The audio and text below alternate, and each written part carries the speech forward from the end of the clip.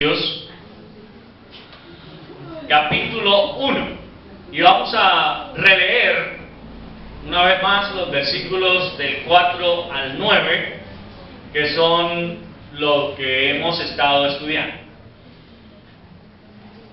Dice así: gracias doy a mi Dios siempre por vosotros, por la gracia de Dios que os fue dada en Cristo Jesús, porque en todas las cosas fuisteis enriquecidos en Él, en toda palabra y en toda ciencia, así como el testimonio acerca de Cristo ha sido confirmado en vosotros, de tal manera que nada os falta en ningún don, esperando la manifestación de nuestro Señor Jesucristo, el cual también os confirmará hasta el fin, para que seáis irreprensibles en el día de nuestro Señor Jesucristo. Fiel es Dios, por el cual fuisteis llamados a la comunión con su Hijo Jesucristo, nuestro Señor. Vamos a orar. Padre, estamos muy agradecidos contigo en esta mañana, porque nos has guardado durante toda esta semana, porque has permitido, Señor, que podamos disponer del tiempo para orar, para leer tu palabra, y porque ahora nos permites también estar reunidos como iglesia, con el fin de seguir aprendiendo más de todo lo que tú quieres enseñar. Rogamos en esta hora que tu Espíritu Santo nos dé el entendimiento y la sabiduría necesaria para entender tu palabra y sobre todo para ponerla en práctica. Ayúdanos, Señor, a quitar de nuestras mentes los mecanismos preconcebidos que de alguna manera hemos tenido y podamos ser guiados por tu Espíritu Santo a toda verdad. Gracias te damos en Cristo Jesús. Amén. Muy bien, la semana pasada llegamos hasta la parte A del versículo 8, donde dice: el cual también os confirmará hasta el fin. Hasta ahí llegamos la semana pasada, y hoy vamos a mirar la parte de cuál es el fin de esa confirmación. Dice: para que seáis irreprensibles en el día de nuestro Señor Jesucristo.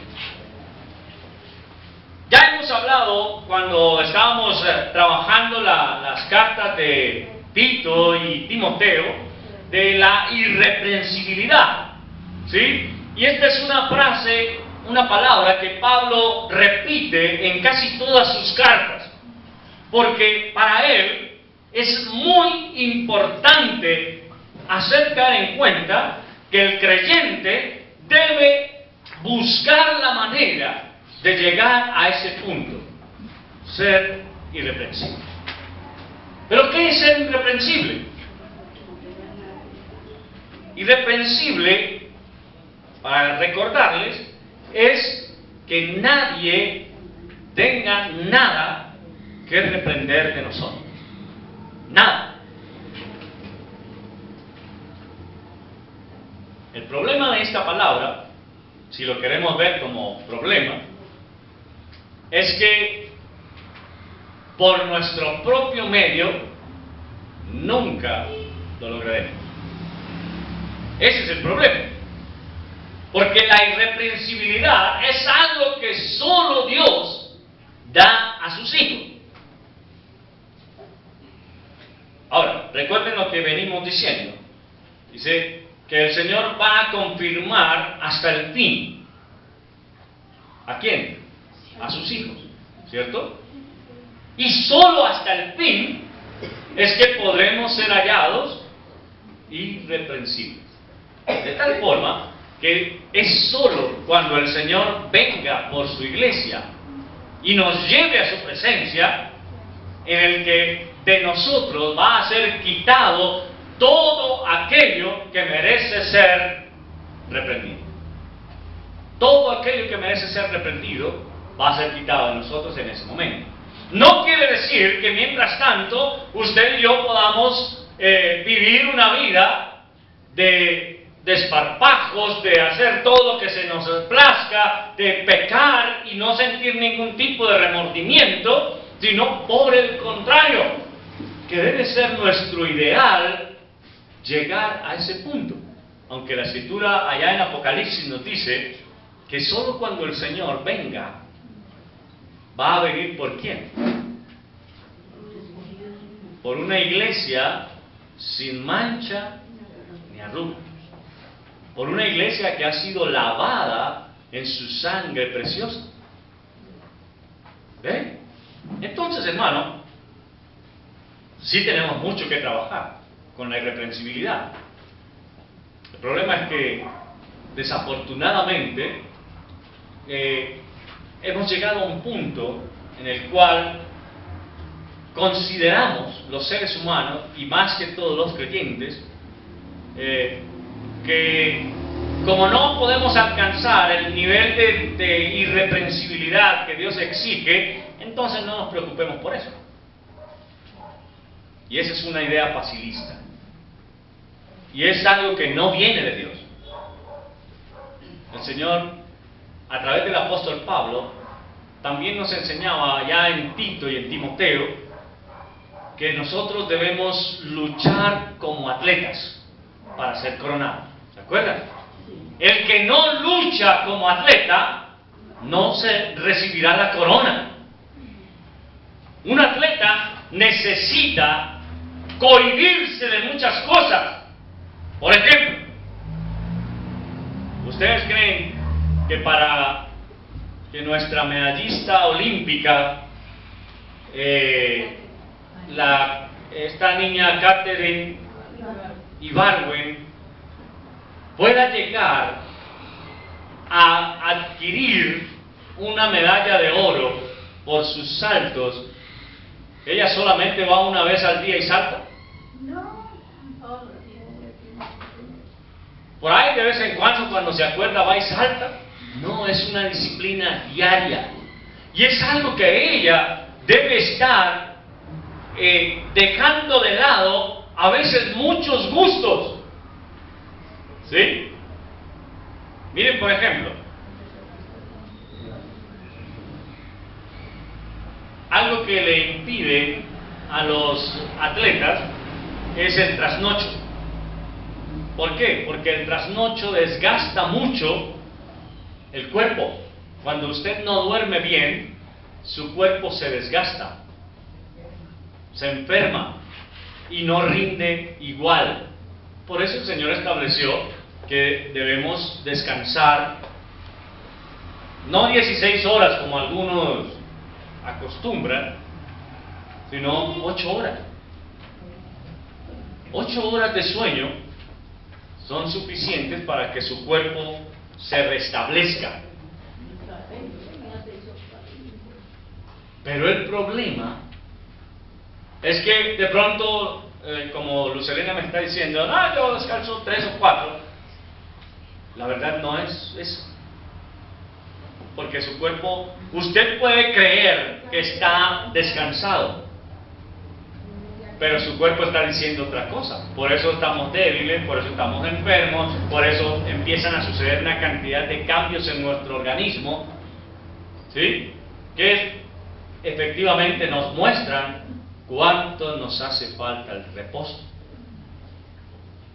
Por eso también está establecido para las empresas que usted trabaje durante todo el año y tenga 15 días de vacaciones. Por eso está establecido. ¿Para qué? Para que durante esos 15 días en los que usted no trabaja pueda cambiar totalmente de actividad y pueda llegar con energías recargadas a su trabajo. Pero ¿qué hace la mayoría? En lugar de aprovechar esos 15 días de descanso, dice, yo los trabajo y me los pagan triple. O me voy y busco trabajo esos 15 días en otro lado, porque es que a mí me hace mucha falta la plata. ¿Y de qué le sirve a usted tener plata sin salud? De nada. Eso se da cuenta uno cuando ya no tiene salud. Exactamente. Entonces, ahí es donde uno tiene que decir, espere un momentico, Dios tiene todo bajo control y ese control es absoluto. Y todo lo que el Señor ha establecido, lo ha establecido para nosotros. Pero usted me dirá, pastor, ¿pero dónde dice que nosotros no debemos trabajar de noche? ¿Lo dice la Escritura o no lo dice? ¿Se acuerdan o no? ¿Sí dice que no debemos trabajar de noche? Pues el que está por los demás está que se levante temprano y vaya tarde a dormir. Ese sirve. Que a su amado. Pero hay uno más complejo, todavía más contundente. El Señor dice, debo hacer la obra que se me mandó mientras el día dura, porque la noche viene cuando nadie puede trabajar. Yo no he oído ese. ¿Se da cuenta? Ahí está en la Escritura. La noche viene cuando nadie puede trabajar. Hermano, la noche se hizo para que usted descanse. ¿Se da cuenta? Pero entonces, ¿qué dice? No, pues yo trabajo un poquito más de tiempo para que me paguen unas horitas extras. Y yo no duermo tanto, yo no necesito dormir. Así usted me diga, no, yo con 2 horas que duerma tengo. Mentira. No, a mí sí me gusta dormir. Mentira. Porque usted puede dormir 2 horas, pero su cuerpo no se relajó, no descansó como debía. Y por eso es que cada día usted dice, ay, ¿qué será esta debilidad que siento? Ay. Ahí tiene el problema. Ahí tiene el problema. Hermano, todo lo que Dios hace, lo hace con un propósito. ¿Sí? Ahora, tenga en cuenta esto. El Señor dice en su palabra que nosotros debemos ser irreprensibles, que es lo que estamos tratando de identificar aquí, de estudiar en este día. Que solo en el día de su venida será quitado de nosotros toda cosa que merezca una reprensión. Solo en ese día. Mientras tanto, usted y yo estamos llamados a trabajar aquí arduamente por tratar de ser irreprensibles. El Señor dice, el espíritu de la verdad está dispuesto, pero la carne es débil. ¿Y quién maneja la carne? El pecado. La carne es manejada por el pecado. Entonces, cuando usted dice, no, es que si yo no trabajo 24 horas al día, no me alcanza. ¿No le alcanza para qué? ¿Para qué no le alcanza? ¿Me entienden a dónde voy? ¿Qué dice la Escritura? Dice el Señor,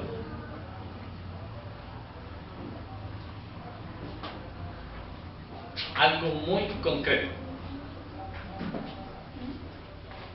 No os afanéis por el día de mañana, porque este traerá su afán.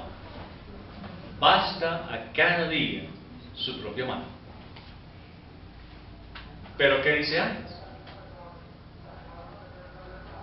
¿Qué dice antes de decir eso? ¿Se acuerdan? Dice, ¿por qué se afanan por el vestido? ¿Por qué se afanan por la comida? Vuestro Padre sabe que tenéis necesidad de esas cosas y Él la provee. Pero el Señor dice de esta manera, concreta y sin tapujos, sin decirle, mandárselo a decir a nadie, lo dice Él mismo de una manera concreta. No os hagáis tesoros en la tierra. No os hagáis tesoros en la tierra.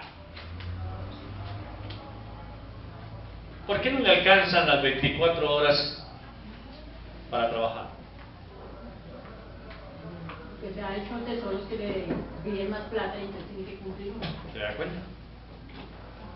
Porque usted está yendo en contra de lo que dice la Escritura y por esa razón deteriora su salud, deteriora su mente, pero también deteriora su espíritu, porque está yendo en contra de lo que Dios estableció en su palabra. Donde está el tesoro del hombre, ahí está su corazón. ¿Ven? Ese es el problema. Entonces, yo le pregunto, ¿será de buen testimonio que un creyente no descanse? Pregunto. ¿Qué me pueden decir ustedes?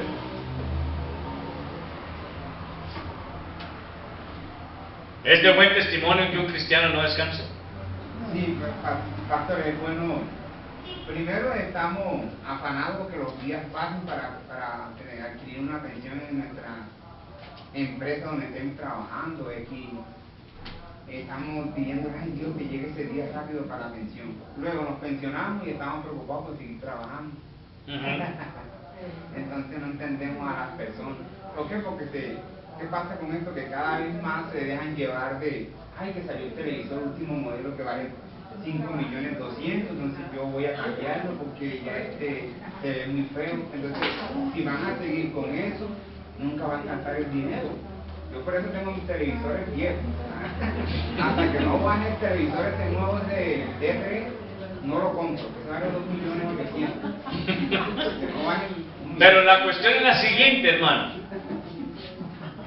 Pues es lo que yo les decía, yo no sé si recuerdan el testimonio que yo les decía. Yo tengo que, o sea, hacer el testimonio, pero vivirlo yo. Porque es que yo no puedo hablar y si yo no lo oigo. Exactamente. Porque yo decía así, yo tengo que confiar en Dios, pero si yo misma no estoy confiando. Hermano, miren, lo peor que nosotros como creyentes podemos hacer, y en eso dejamos de ser irreprensibles, es cuando estamos dando mal testimonio y no descansamos. ¿Por qué? Porque lo primero que van a decir los demás es, y ese que es cristiano y miren cómo se mata trabajando. Cuando usted está diciendo, confíe en el Señor y Él le proveerá las peticiones de su corazón. Es el que más está trabajando, los mismos que viven para darle al pastor. ¿Se da cuenta? Entonces, ¿qué pasa? Que estamos quitando de nosotros la irreprensibilidad. Nosotros mismos nos encargamos de darle a la gente de que nos reprenda. Nosotros mismos. ¿Sí? Entonces, es de mal testimonio para usted como creyente estar montando algarabías en su casa. Sí, es de mal testimonio. O permitir que se formen, sí, es de mal testimonio. Porque lo primero que van a decir, ¿y esos de ahí no que son cristianos?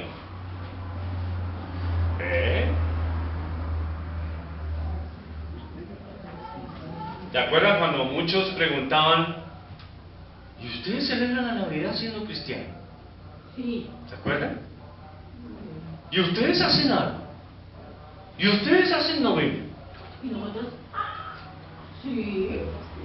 Y decían, sí, no tiene nada de malo. Es que el Señor nació. Pero una sola vez. Tan raro. Oye, Marta, que el Señor nació, pero una sola vez. Pero entonces mira, nos miraban como que, Es que la demás gente sabía más que nosotros. Sí, es verdad. Ay, ¿verdad que usted es cristiano? Usted no lo incluyamos en nada. Y uno, ay, sí, incluye.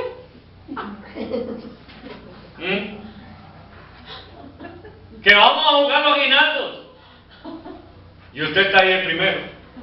Amigo secreto. Amigo secreto. ¿Sí? Jugábamos al amigo secreto. Sí, exactamente. Hemos crecido. Una cantidad de cosas. Y uno dice, definitivamente necesitamos seguir buscando la irreprensibilidad. Hermano, no es fácil. Y pónganse a pensar en esto. No es fácil. Porque es que el ser irreprensible requiere ir en contra de lo que allá se nos está planteando.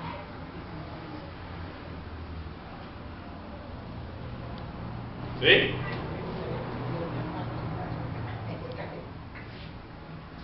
¿Y usted es cristiana y se viste así? ¿No le ha pasado?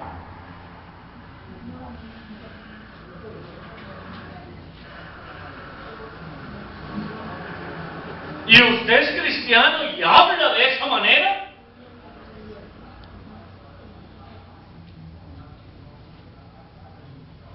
Por no ir a los extremos, porque usted es cristiano y juega lotería, juega chance, y lo mete en la Biblia para ver si lo gana en el Salmo 23.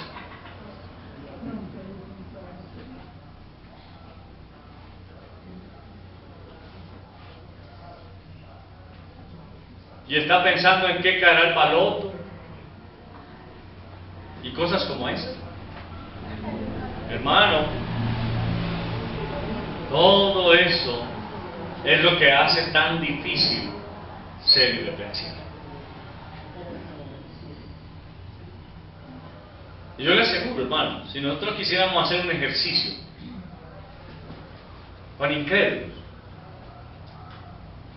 no con nosotros, porque nosotros nos tapamos, somos mentirosos. Aunque hablamos todo el mes pasado de la mentira, seguimos siendo. Pero hermano, si nosotros hiciéramos un ejercicio con los incrédulos y nos pusiéramos en el banquillo y le dijéramos a ellos: digan de mí todo aquello que no les guste,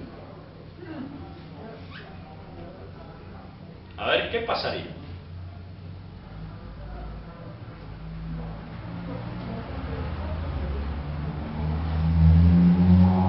Hermanos, ser irreprensible es algo que Dios exige de nosotros. Lo exige, no es que no. Y hay que luchar por ello. Por eso es que Pablo lo repite tanto en sus cartas. Por eso es que Pablo llama la atención sobre este tema. Y recuerden que cuando hubo una situación en la iglesia de los Gálatas, Pablo tuvo que llamarle la atención fuertemente a otro discípulo. ¿Se acuerdan quién era? ¿No se acuerdan? Lo he dicho muchas veces ya. A Pedro. Porque Pedro empezó a jugar a ser judío y ser gentil. Y es exactamente lo mismo que nosotros hacemos. Jugamos a ser cristianos y a ser incrédulos. Pedro, cuando estaba con los gentiles, comía con ellos lo que ellos comían, hablaba como ellos, disfrutaba con ellos, pero cuando venían los judíos, inmediatamente Pedro se alejaba de los gentiles. Son de condenados. Por allá. Y Pablo le dice: le llamé la atención duramente, porque lo que hacía era de condenar, era de reprender, había perdido Pedro su irreprensibilidad, la había perdido, necesitaba ser reprendido en eso. Y por eso Pablo le condena fuertemente.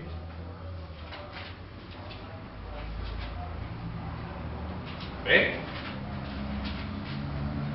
El problema, hermanos, es que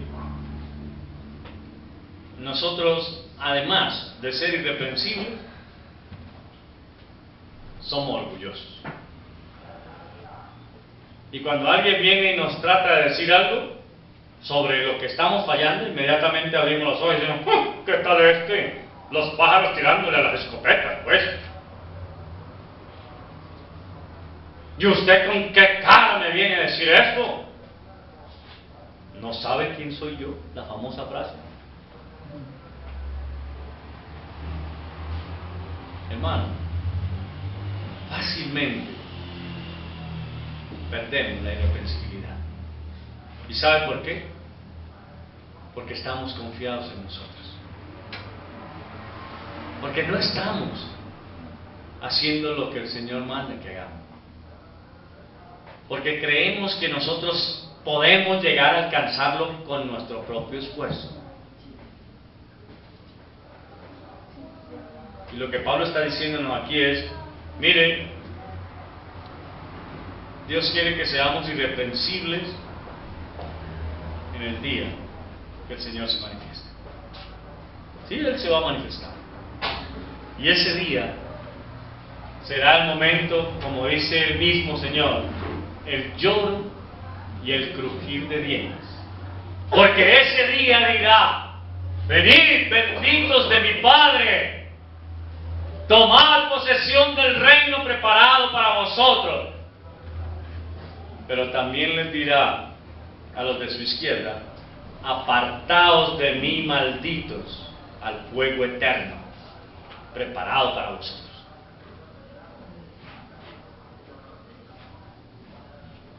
¿Te das cuenta? Hermano, o soy irreprensible o necesito ser reprendido. Y la pregunta es, ¿dónde estamos? ¿Dónde estamos? La mayoría del tiempo estamos necesitando ser reprendidos. Porque son muy pocas cosas las que nosotros logramos hacer que nos hagan irreprensibles. Muy pocas cosas. Pero hermano,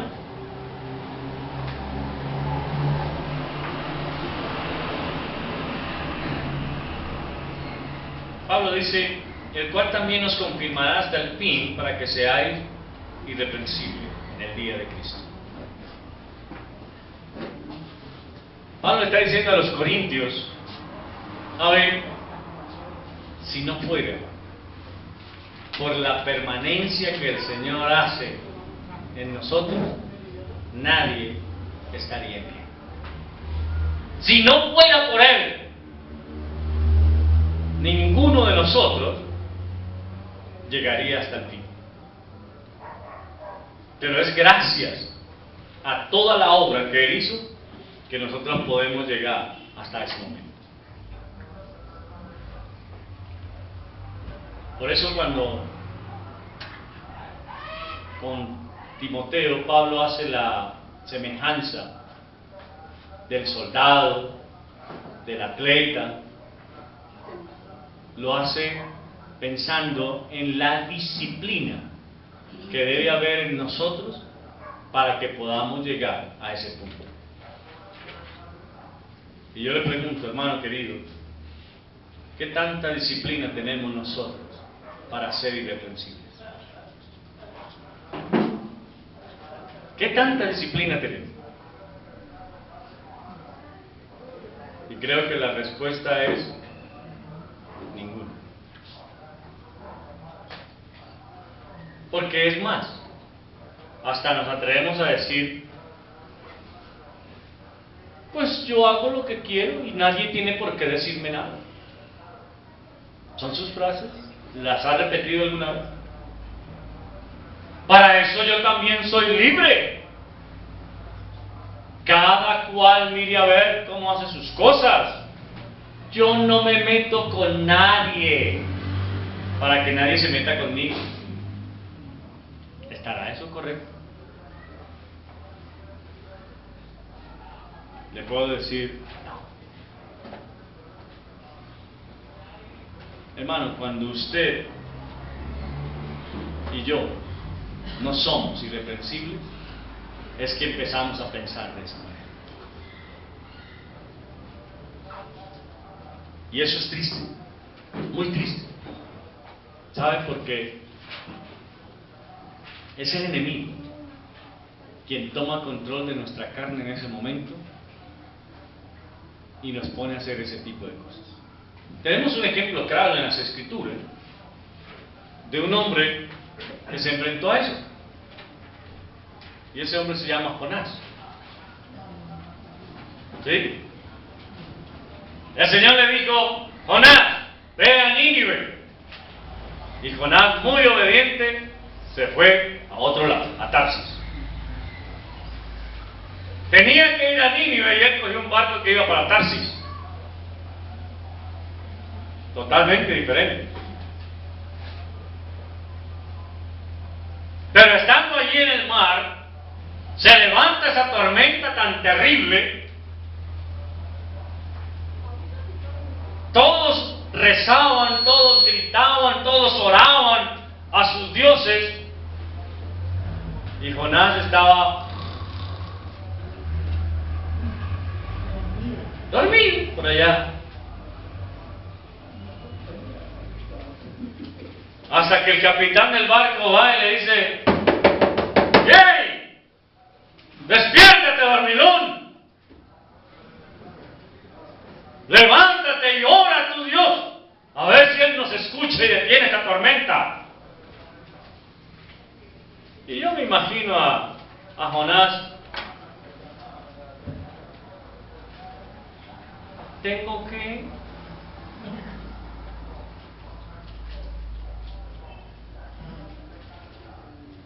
¿Y sabe por qué? Porque él ya sabía que lo que estaba pasando era por él. Y luego se para como mártir y les dice a los del barco: miren, todo esto que está pasando es por mi culpa. Pero si ustedes quieren que esto se solucione, échenme al mar. Échenme al mar y verán que eso se calma de una vez. Yo le pregunto: imagine que usted es el capitán del barco en el que iba Jonás. Y un dormilón como ese se levanta y dice: todo lo que está pasando es por mi culpa. Écheme al mar y verá que esto se calma. ¿Usted lo echaría? Yo le creería.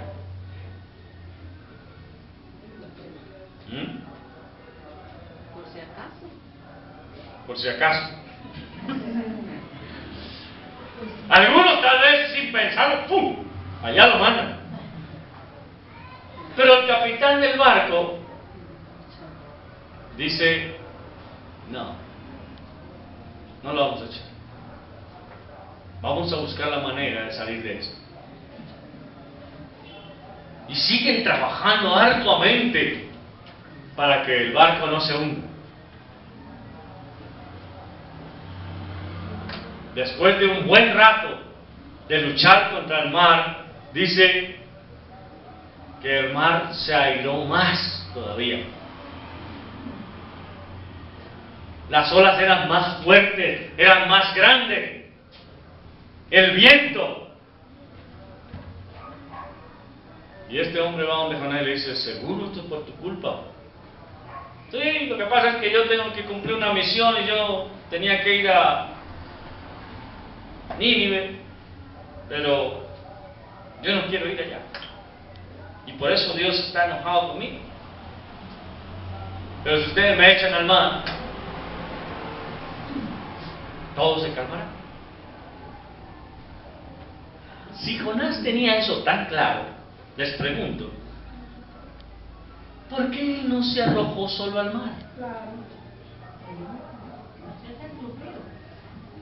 Porque él estaba buscando que Dios dijera: está bien, Jonás, ganaste, voy a quitar la tormenta.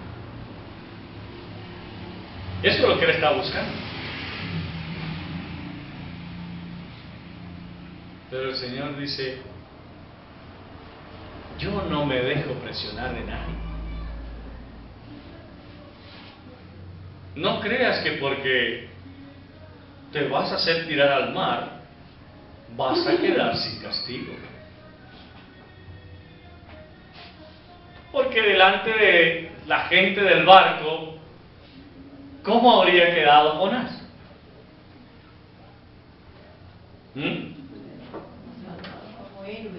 Como un héroe. Se sacrificó por nosotros. Ese es Jonás. Y tal vez hasta le habrían hecho un altar. Jonás, el sacrificador, o el sacrificado por nosotros.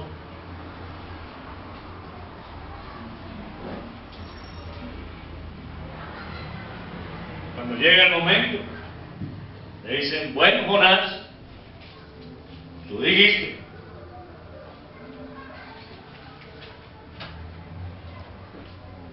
Y él pensó, voy cayendo, ya se acabó, no tengo que ir a Nínive. ¡What!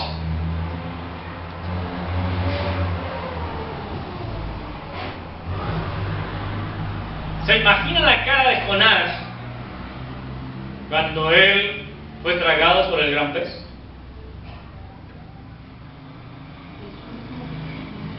¿Ah? No, susto no, le aseguro que Jonás iba feliz. Porque pensó, logré lo que me propuse, morir. No ir a Nínive. Me tragó el pez. ¿Ven? Eso fue lo que tal vez Noé pensó.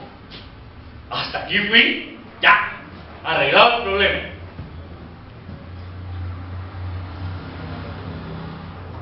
Yo no sé qué distancia habría recorrido el barco en su camino a Tarsis, pero estoy seguro que había un espacio de mar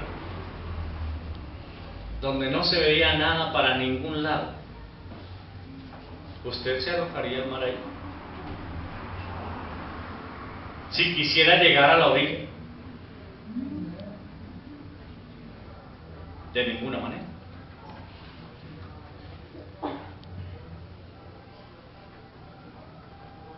Jonás no fue irreprensible. ¿Por qué? Porque mientras él debía estar obedeciendo a Dios, estaba haciendo otra cosa. Y seguramente él pensó, bueno, yo no voy a obedecer a Dios y no va a pasar nada. Pero Dios le dijo, ¿tú crees que no va a pasar nada? Vas a ver. Y pasó.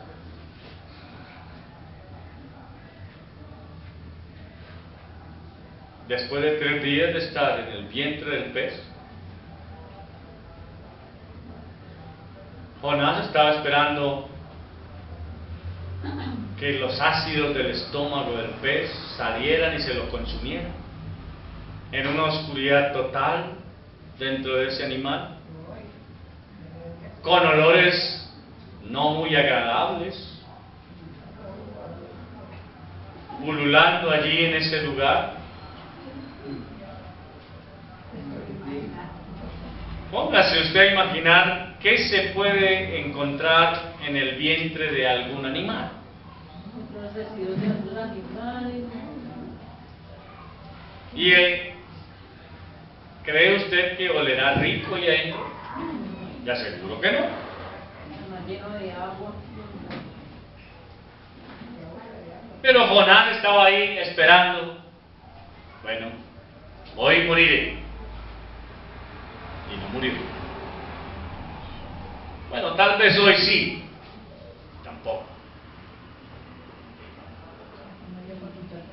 3 días. Y nada. El tercer día dice el Señor, ya entendí. No me vas a dejar. Perdona.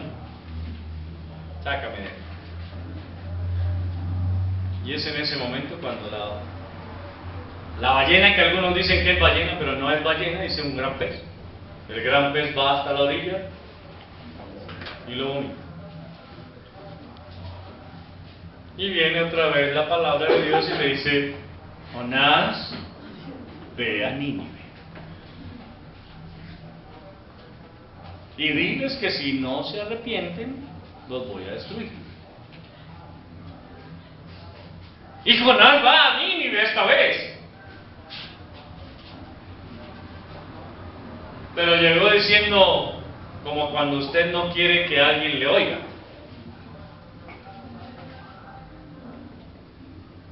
Yo recuerdo cuando me pusieron a vender tomates, me tocaba gritar con un platón en mi cabeza o con un canasto: ¡tomates! A mi hermano le daba pena. A mi hermano le daba pena, pero como lo mandaban conmigo, entonces se aprovechaba de mí y me hacía gritar. Yo era el que tenía que gritar tomates y tomates por todos lados. Solamente cuando alguien se acercaba a comprarlo, él era el que vendía y recogía la plata. Pero el que gritaba todo el tiempo era yo. Alguna vez lo mandaron solo y ese día no vendió ni un tomate. Adivinen por qué. ¿Por qué no gritaba? Le daba pena gritar. Entonces imagínense ustedes a Jonás llegando a Nínive en esa condición, diciendo: si no se arrepienten en 3 días van a morir. Llega a otro lado: si no se arrepienten en 3 días van a morir. Si no se arrepienten en 3 días van a morir. Le aseguro que Jonás no fue con: si no se arrepienten en 3 días van a morir. Le aseguro que no fue así.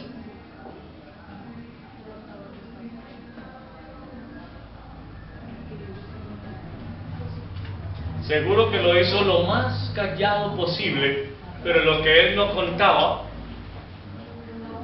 es que eso que él dijo por ahí muy quedito llegó a oídos del rey. Y el rey dijo inmediatamente: vamos a llorar, vamos a pedir perdón a Dios,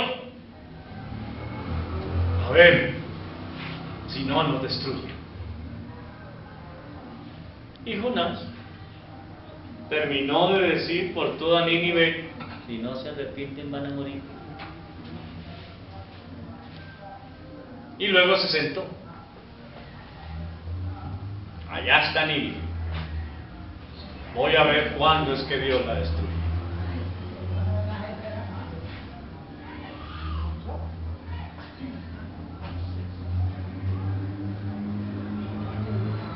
¿Se da cuenta?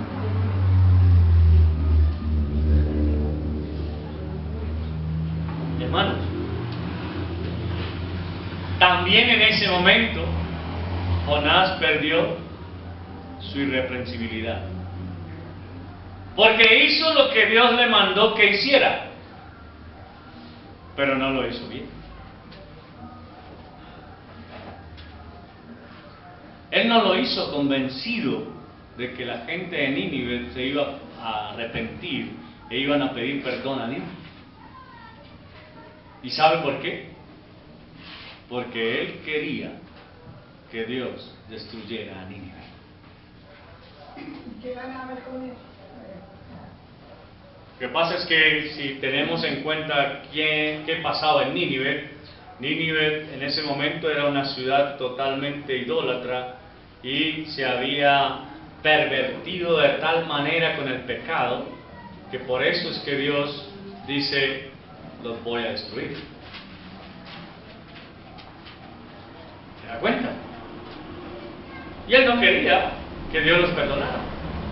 Nos sucede lo mismo a nosotros hoy en día Cuando empezamos a mirar, a este le predico, a este no. A este tiene cara de que sí, a este tiene cara de que no. ¿Me hago entender? Hermano, lo que la palabra del Señor nos quiere hacer pensar es que nosotros, para ser irreprensibles, específicamente tenemos que hacer lo que Dios ha establecido en su palabra para nosotros.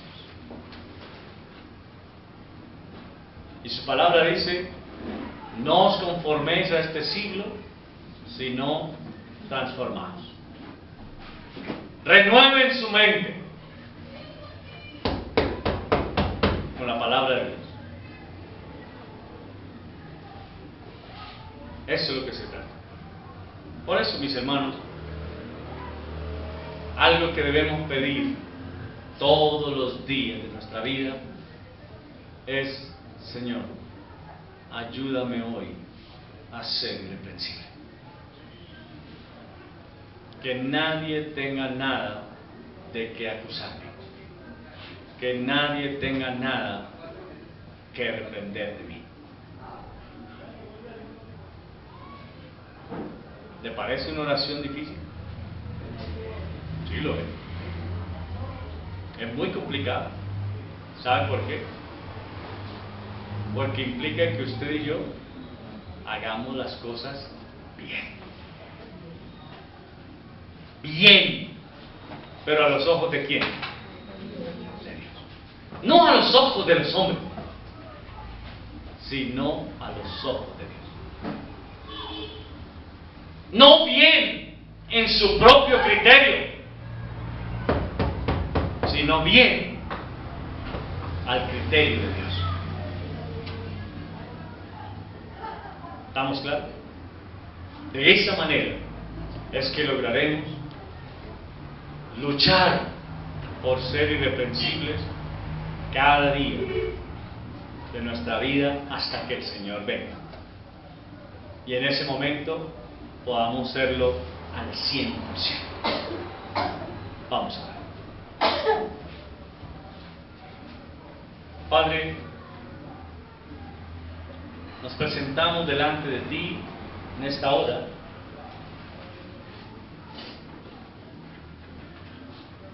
Sabiendo que no hemos logrado, Señor, llegar a ese punto de irreprensibilidad que tú quieres de nosotros. Pero en esta mañana queremos rogarte que nos ayudes a luchar de tal forma que podamos alcanzarlo. No para que los demás nos vean, sino porque queremos agradarte a ti, Rey de Reyes y Señor de Señores. Perdónanos por todas las faltas que cometemos. Perdónanos por todos los errores en los cuales caemos día tras día. Perdónanos por todos los pecados que seguimos cometiendo. Y ayúdanos, Señor, a fortalecernos en ti cada día para agradarte, para hacer tu voluntad y lograr ser hallados por lo menos siervos y te agradecemos, Señor, por lo que tu palabra enseña, y pedimos para que podamos practicarla en cada día, en cada momento, en cada segundo de nuestra vida, hasta el día en que tú regreses para llevarnos a tu presencia. En Cristo Jesús. Amén. Hermanos, que el Señor les bendiga.